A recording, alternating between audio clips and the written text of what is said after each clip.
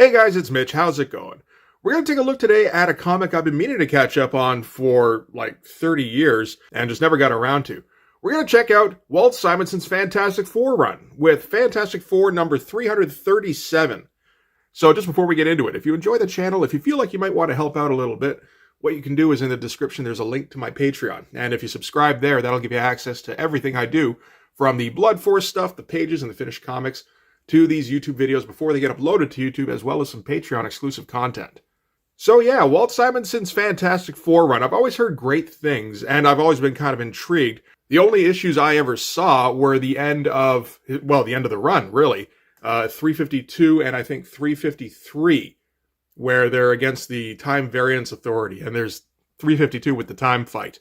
And if you're not sure what I'm talking about when I say time fight, then you didn't see the original revisit I did of Fantastic Four number 352. You should probably go check that out.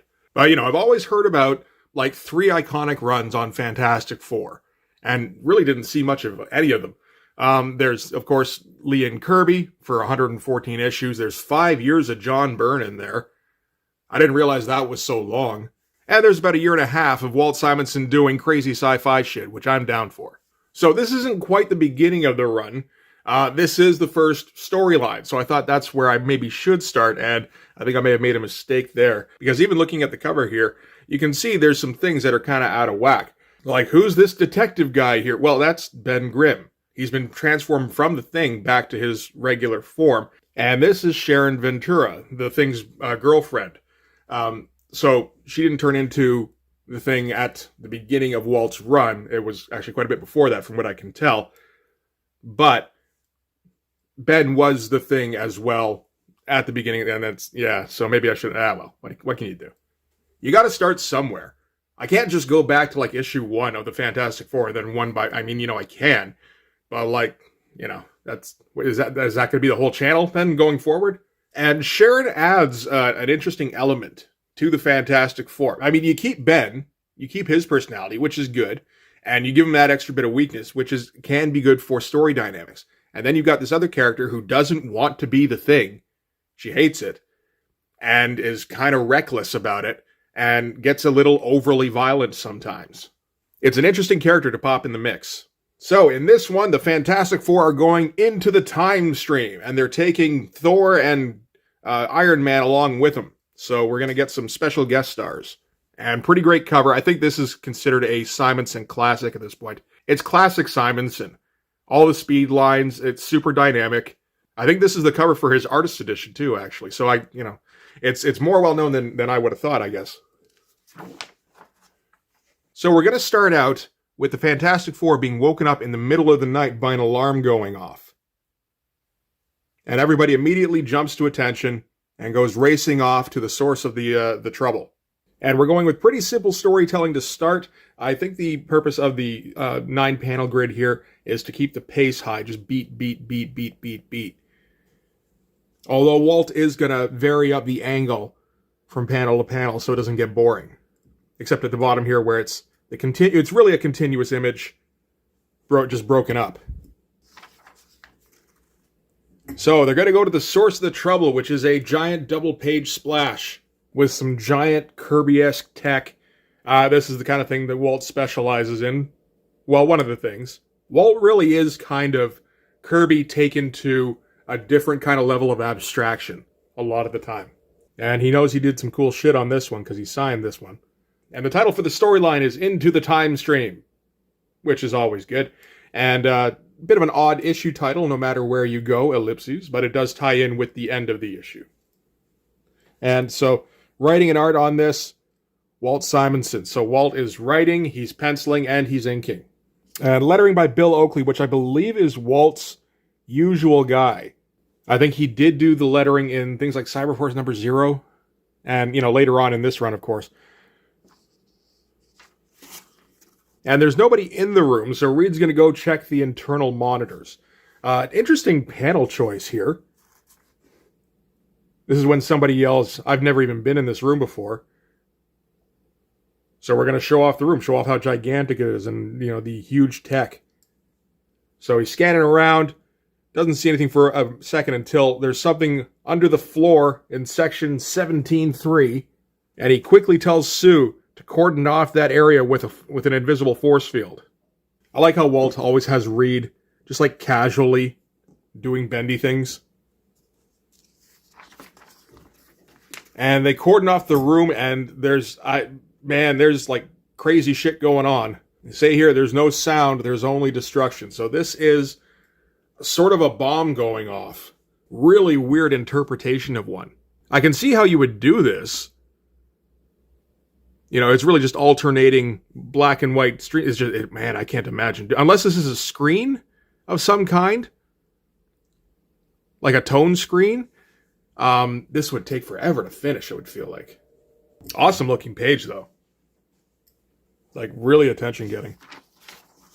So, yeah, they realized it was a bomb, and I think it's Johnny here going, what are you even looking at? Which is a little reassuring, because I wasn't sure if it was like some kind of weird scaffolding, or is it a dimensional rift, or like I don't even know what I'm seeing here. So I'm kind of glad that the characters don't either. So Reed seals off the room. Sue can drop her force field, and he's able to find some debris from the bomb. So now he can do some investigation. This is nice. A leads to B leads to C stuff. So Reed does a bunch of muttering, and people try to ask him questions, and he kind of ignores them because he's stuck in his head now. But he's able to determine that the bomb came from the future, which confirms some suspicions that he's had since Avengers number 300, apparently, when Reed and Sue were briefly with them. So we're going to get a nice succinct breakdown here because it's 1990 Marvel, and that's what they do. So I'll just read it out here. Recently, certain of the Avengers discovered by accident that some 20 years in the future, a great time bubble lies across the time continuum of our universe. It was some 15 years long, and time travel into those years is impossible. They made an unsuccessful attempt to penetrate this anomaly and failed, but they learned something of the nature of the bubble. Within it is a renegade celestial, a member of one of the most powerful races in the known universe. And there he is apparently constructing some kind of weapon of incalculable power. It may be that the bubble is already a manifestation of that weapon, or it may be simply a hiding place where he's biding his time. However, the Avengers also discovered a conspiracy to breach the bubble and capture the weapon, led by, it's like a council of Kangs. I remember reading about this in Avengers Forever. So they have to investigate this threat further. So, we've got our premise. The Fantastic Four has been bombed by the future. And now we're going to have to find out why. I kind of have an idea of what I'm looking at here. I guess this is the time anomaly they're talking about, and this is the Avengers ship. But it's like I said, it's almost too abstract to really, without knowing what went on in the issue, I'm not even 100% sure what I'm looking at. So, he explains now what the giant Kirby tech is. This is apparently an extrapolation of a device called a radical cube that he was working on some years before. This is the radical dodecahedron. And what it does is it enables travel through time. And this is what he figures the bomb was meant to destroy. And there's been some questions about the room they're in. Nobody recognizes it. At some point, somebody says, I'm pretty sure this is outside the boundaries of the building. And Reed confirms we are standing in a tesseracted volume analog created by a controlled spatial application of the radical cube, a pocket dimension, at right angles to real space, created to contain the Rad-D. And that is how you write technobabble. Because I kind of know what he means, except the terms are alien. Pocket dimension, I understand. Okay. So, Reed now attempts a demonstration of time travel to see what their boundaries are. He takes Ben's cigar and time machines it 1 minute into the future. Now he attempts to do the same thing, only moving it 100 years into the future. Nothing happens. So it's impossible now to time travel beyond the scope of the time bubble. And knowing where Walt's storyline on FF ends, I assume this is done by the Time Variance Authority, actually. And Reed starts to give his leaderman speech. For the sake of every living thing, for the sake of our son, the Fantastic Four must... And Ben's like, yeah, we got it. Okay, we're gonna go fix the thing. We've done this several times before. This is, kind of run-of-the-mill now. So Sue arranges for Franklin to be watched by a friend of hers, and I'm guessing this is Walt and Louise Simonson. I was kind of it was possible it could have been John Byrne if it was like a reference kind of thing, but judging by the Triceratops on his shirt, no, that's got to be Walt.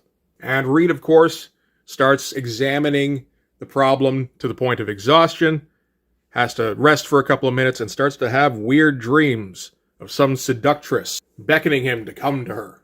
But it doesn't work because all Reed can think of is Sue, which is in character for him, So from there, we're going to cut to Sharon and Ben, and they're going to go downtown to go and have a talk with the Avengers. So this is at a time apparently where the Avengers mansion has been destroyed, or it's being rebuilt, or something like that. I never read Avengers, I'm not for sure.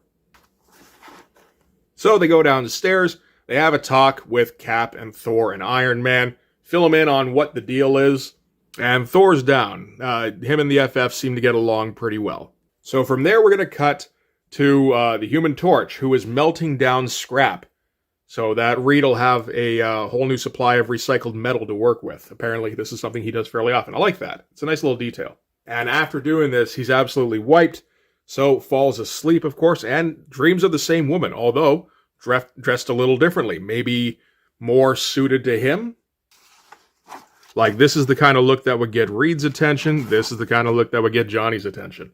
And again, beckoning him to her, asking him to save her, and in the middle of this dream, some giant ogre thing comes and snatches her away. Except Johnny is able to rush into the rescue and blast it with his human torchness. And now he's saved her, and now they're going to be together. And I think we can assume he wakes up and maybe has to have a shower. So he did ask about his wife in here, which is Alicia, I think, which I assume that's Alicia Masters, who I thought was Ben's girlfriend, but again, I'm way out of the loop on continuity. But interesting that the dream was able to get a lot further with Johnny than it did with Reed. So now, just a quick little sequence showing Sue dropping Franklin off with Wheezy here. Doesn't, lead to anything in the issue, but I think this is just Walt covering his bases, making sure that there's never any question of, wait a minute, what happened with Franklin? Did he get, if you can cut off questions before they even happen, that's the way to do it. So the next morning, Ben meets Thor and Iron Man at the top of Four Freedoms Plaza. Iron Man doesn't recognize Ben at first because he's never seen him as anything other than the Thing. And they go down to the Rad D room, where Reed fills them in on what he thinks the problem is and how they're going to address it. So this is their time sled. Is it called the Rosebud 2 here? I think it is, too. That's what it was called on the front. If you can make a reference, why not, right? Neat looking design.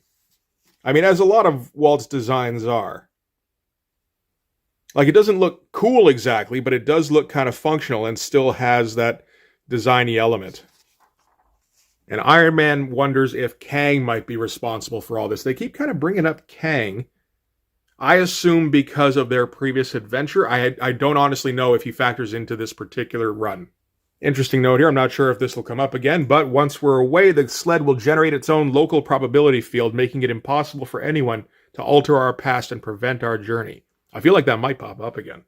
So Johnny says goodbye to Alicia here, only when he leans in for the smooch, the girl from his dream pops up, which kind of freaks him out a little bit. And maybe he has to go have a shower again. So they all get ready to go. Even Ben in his detective outfit. Reed initiates the time sled and they're off. And we're going to get some wild visuals from here. This is kind of cool. Kind of basic as a shot because it's like directly overhead. But again, it's more designy, which is right up Walt's alley. So this is them accelerating to a point where time travel is possible, all the way up to the year 1999. Thinking about it, in 2020, we're 30 years on now, 34 years on, we'd be outside the time bubble. Shit. And there's a problem with the time sled. They're losing some of their probability. So Reed turns on the redundancy existentialators, which is, again, a fun little bit of techno-babble, going a little bit less for likelihood, I think. And Walt always has a thing for these right angles when something's flying. This is a thing he'll use often for the time travel, the expanding panels here. So they keep accelerating, and they head right into the perimeter of the bubble. And again, crazy fucking shot. It's the kind of thing where, like, it's a good thing all of these guys have traveled through space and experienced weird shit, because, like, this would be brain-breaking. Looks awesome. So now they've entered an area of shifting probabilities where the phantoms of unrealized futures are continually revised. And on their way, they're accompanied by hundreds of Fantastic Four time sleds.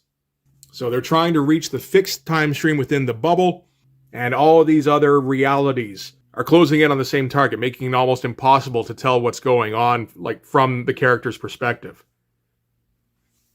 And at this point, Johnny keeps seeing visions of that woman from his dreams saying, "You finally come to me." And as they get closer and closer to the time bubble, the alternate probabilities are dropping away, as they are the one eventuality that did reach their destination. And at that point, a vortex opens up. Reed loses control of the sled. It starts pulling them in. Got all this shaky shit going on here. That's good stuff. And slams into the side of the time bubble, I assume. But fantastic ending shot. And that's our cliffhanger for this one. And they end by saying, "Is that it? Is this the end of the world's greatest comic magazine? Is Marvel out of its mind?" And obviously not, because the very next caption says, "Next issue, the Fantastic Four and their buddies against the Black Celestial." And a surprise guest star, and guess who's coming to dinner? So we're going to see some more awesome fucking Walt Simonson time travel shit. I love this stuff. And that is the end of Fantastic Four 337. Yeah, this is great. Like, this is like pretty good sci-fi stuff. You know, it's just like the beginning, but it's a 5-part story. So it'll keep getting more complicated as we go, take different dramatic turns. But yeah, this is a nice concept where they're just investigating a space-time anomaly. This is like a Star Trek thing almost. And yeah, Walt seems to have a thing for writing some, at least to start with, some pretty good sci-fi. I have an idea of where the story's going to go occasionally here and there from here, but honestly, it's just kind of like major plot spikes. I don't know anything about twists and turns around the way, so I'm looking forward to how this turns out. But that's going to do it for this one. Thanks very much for watching. If you like this video, please hit like, hit subscribe, hit the notifications so you know when the next one's coming out.